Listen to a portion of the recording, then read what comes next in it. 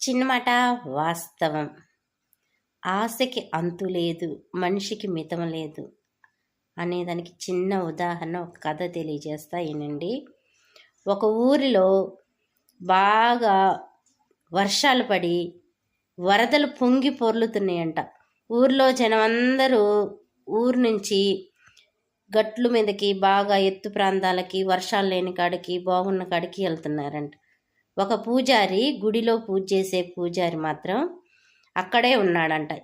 నేను రోజు పూజ చేస్తుంటాను, ఆ దేవుడే నన్ను కాపాడతాడు అని.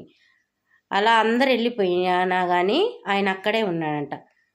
కొంత వరద ఎక్కువైపోయిన సమయంలో గజ ఈతగాళ్ళు వచ్చి ఆ పంతులు గారిని, రాణి పంతులు గారు మిమ్మల్ని కూడా తీసుకెళ్ళి అవతల ఒడ్డును వదిలిపెడతామన్నారంట.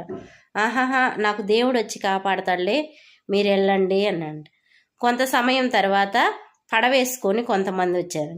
రాండి పంతులు గారు మిమ్మల్ని తీసుకెళ్ళి అవతల ఒడ్డును వదిలిపెడతాము అన్నారంట. ఆహాహా, నేను రోజు పూజలు చేస్తున్నాను, నన్ను దేవుడు వచ్చి కాపాడతాడు అన్నాడు. మరికొంత సమయం తర్వాత హెలికాప్టర్లో కొంతమంది వెళుతూ, ఆ పూజారి అప్పటికే గుడి మొత్తం ప్రాంగణం కూడా మునిగిపోయి ఆయన గుడి పైకెక్కి గోపురం దగ్గర నిలబడ్డాడంట.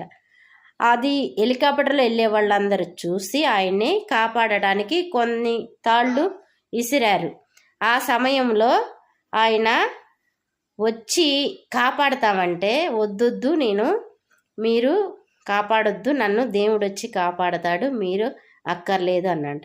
అలా వెళ్ళిపోయారు అందరు. ఆయన వరద ఎక్కువైపోయి మునిగి చనిపోయాడు. చనిపోయినాక భగవంతుడి దగ్గరికి వెళ్ళి, స్వామి, నేను ప్రతిరోజు పూజలు చేస్తున్నాను, నిన్నే నమ్ముకున్నాను, నువ్వెందుకు నన్ను కాపాడలేదు అని అడిగాడంట.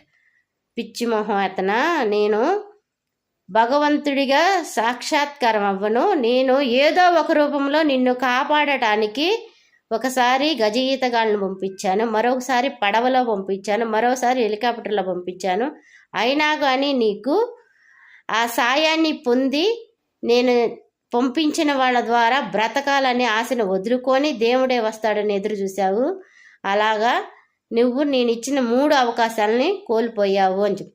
అందుకే ఏదన్నా మనకి కష్టపడ్డప్పుడు ఫలితం దక్కలేదని బాధపడకుండా అవకాశం అనేది వచ్చిందని సద్వినియోగం చేసుకోవాలి.